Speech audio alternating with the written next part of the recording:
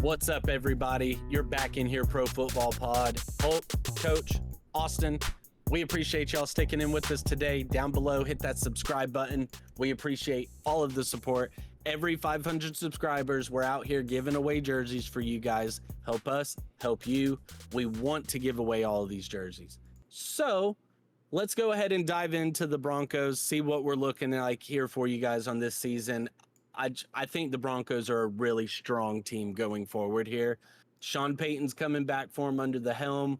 They had a Dre Greenlaw at linebacker, which his health is a concern, but if he stays healthy, home run signing for him.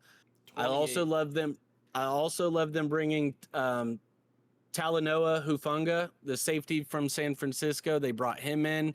Love that move for their defense, which was already strong. Defensive tackle DJ Jones re-signed, so he kind of, just keeping that core together. Evan Ingram at tight end. I love that match for Sean Payton because of how much he loves his athletic tight ends. Love that for Bo Nix as well on a 2-year deal. They lost Javonte Williams at running back, linebacker Cody Barton, quarterback Zach Wilson at backup, and their punter, Riley Dixon, which, we're just naming the guys that they lost, but they did lose their punter. Don't punt. Yeah. In the draft, they were able to snag Jahdae Barron at number 20 overall. I feel like they got him about 10 spots lower than where he probably should have gone. So really solid pickup. Him teaming up with Pat Surtain Jr. or the second, however you want to say it, and Riley Moss. I think their DB room is just absolutely fantastic. Brandon Jones looked good for him last year. Them bringing in Hufanga. I think their DB core might be the best in the league. Mm-hmm. Like, you've got the returning defensive MVP on that team with Pat Surtain. So, it's just awesome. RJ Harvey, the running back out of Central Florida, from all reports that I've seen, after GNT and Omari and Hampton, this was the guy that Sean Payton was just salivating over. This is the guy that he wanted over almost everybody else. So I love that for him, especially because the running back room outside of RJ Harvey is Jaleel McLaughlin, Audric Estime, and they did bring in J.K. Dobbins on a 1-year deal. Yeah. So they do have a stable of backs, but I think ultimately RJ Harvey is the most versatile, and I expect them to use him as such. They've Bell also cow back reminds me of Nick Chubb. They've also mentioned 3-down back multiple times in interviews, Mm-hmm. and RJ Harvey is he comps very well to Saints Alvin Kamara. Ooh. He's smooth. He's got hands. He after contact is really well. His balance is really good. He's just hard to take down type of a back. So the expectation from the fantasy community is this guy is a top 5 to top 10 back, if not this year, next year at minimum. Oh, yeah. They also brought in round 3, Pat Bryant, the wide receiver out of LSU, which they did need some help there because outside of him, they've got Cortland Sutton, Marvin Mims Jr., Troy Franklin.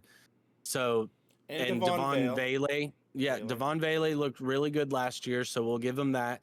Davion Jones, the defensive end out of LSU, also in round 3. So overall, to me, what they were able to add and the pieces that will fit their offense, specifically with RJ Harvey and Evan Ingram, I think the Broncos just got stronger, especially on defense. And their defense was already, I'd say, a top 10 defense last year. Yeah. So let's go ahead and dive into the season a little bit. Guys, if you're still here with us, that subscribe button down below, we need you to hit it real quick. All right. And there we go. All right, here we go. We're getting it pulled up, guys. Don't panic. Nobody panic. So I got you. First week is going to be versus Tennessee at home, Indy on the road, Chargers on the road, and then Cincinnati at home on Monday Night Football.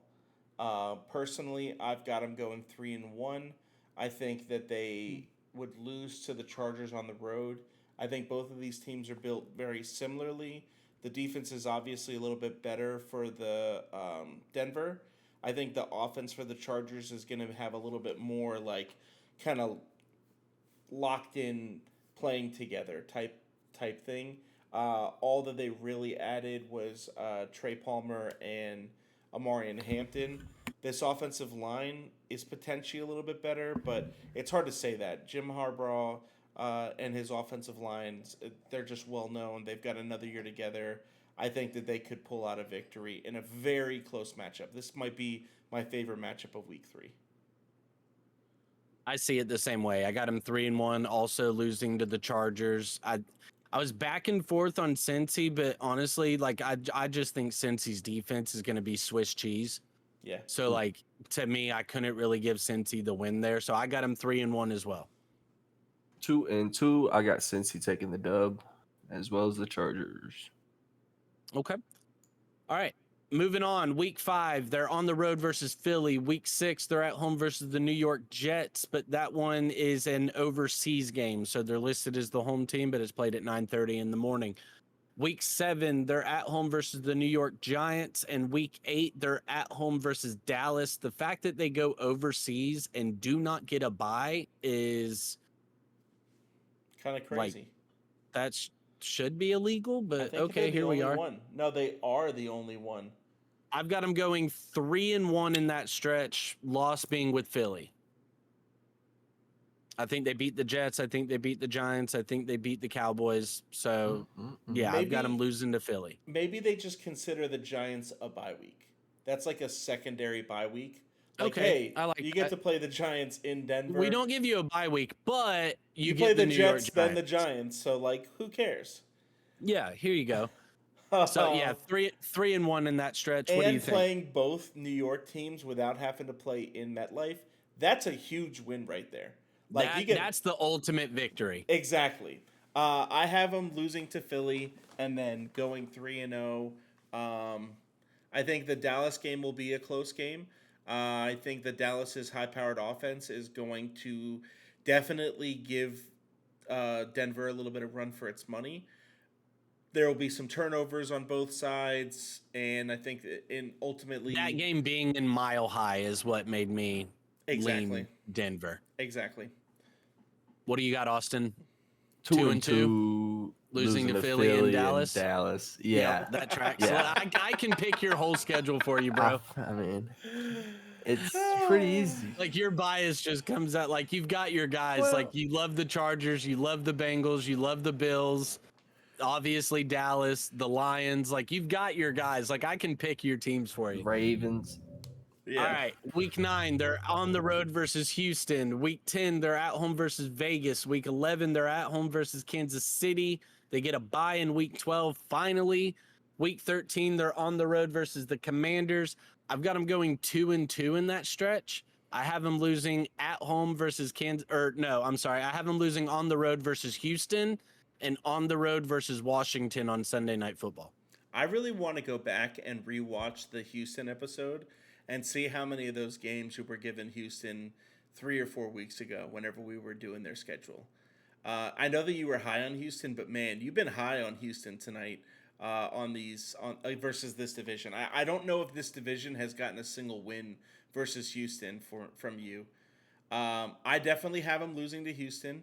I think Houston's going to do really well. And if you go back and watch that video, I had Houston at like a decent little clip of games. They're 10-7, but versus super high-powered teams with really good defenses and really good offenses, Houston's offensive line is still a huge liability. So I think that they lose to teams like Denver. I do have them going 3-1 and losing to Washington on the road after the bye. I know that Washington's a very similar situation. Don't have a great offensive line, but it's their defensive lines that's more of the liability. And I think that their high-powered offense will, again, be able to carry. At Washington, I think they win the game. If it was in Denver at Mile High, I think that they lose, similar to Dallas losing earlier in the season. What do you got, Austin? 2-2, losing to Kansas City. And the Houston. Nope, Washington. Yeah. Almost called it again. Okay. Yeah. All right. Moving on. Final set of games here. Week 14 at the Las Vegas Raiders. Week 15 at home versus Green Bay. Week 16 at home versus Jacksonville. Week 17 on the road versus Kansas City. Week 18 at home versus the Los Angeles Chargers. I've got them going 3-2 in that stretch, with their losses being to Green Bay and Kansas City on the road in week 17. Okay. Agreed. I don't mind it. I have it different. I got 4-1. Their only loss being Green Bay. You have them losing. You have them losing to Green Bay? Beating Kansas. Yep, that's right. You mentioned that. You mentioned that on the last one. So overall, I've got Denver at 11-6, one game behind the Chiefs for the division title, but I would not be shocked to see Denver snatch it this year. So I've got them 12-5. I'd be honestly, I know that all three of us picked Green Bay to win this game. Why is it that you guys think Green Bay pulls off a victory in Mile High? I'd be interested to hear that take. I think overall, Matt LaFleur, I think the offense has enough pieces to be able to move the ball on Denver's defense. I love the way Josh Jacobs was running the ball last year.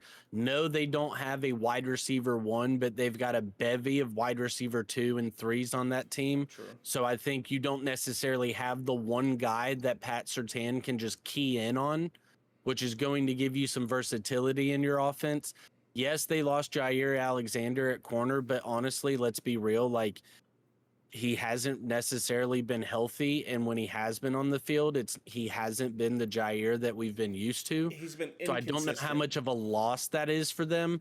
I like what they added to their defense, and just overall, this is one of those like kind of games to where I don't think it being in December and Mile High is going to matter, because these boys play in Green Bay, so like they're used to the cold weather. And I think overall, it's just going to come down to the continuity with Green Bay's team being together for so long with Matt LaFleur versus Sean Payton going into year 3, still working with Bo Nix in his second year. I think they've still got some kinks they're working out on their offense there. So that's what gives me the edge with Green Bay. Anything else, Austin? I think it's going to be a super tough game. It's not an easy dub, but I do see Green Bay taking it. It's just they have more chemistry. 21 could easily be the score. Yeah. Yeah. That's a tight one.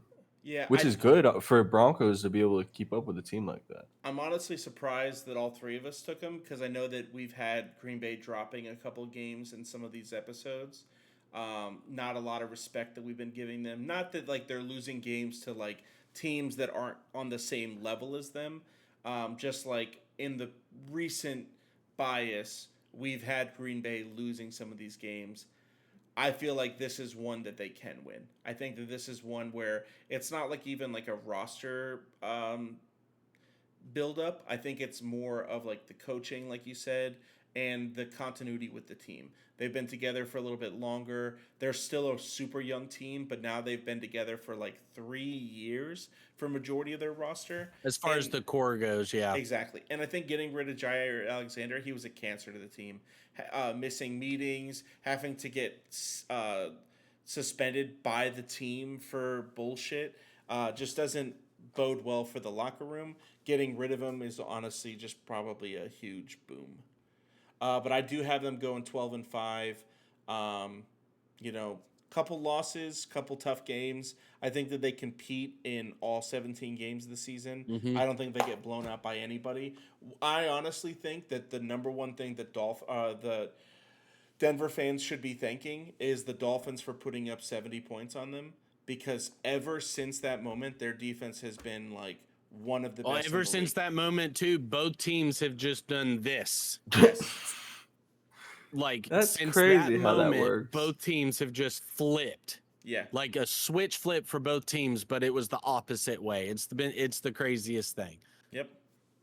Broncos fans, if you stayed with us the whole time, we love you. We appreciate you. That means you should subscribe down below, because if you're not subscribing, you're just wasting your own damn time. We're dropping episodes every week for you.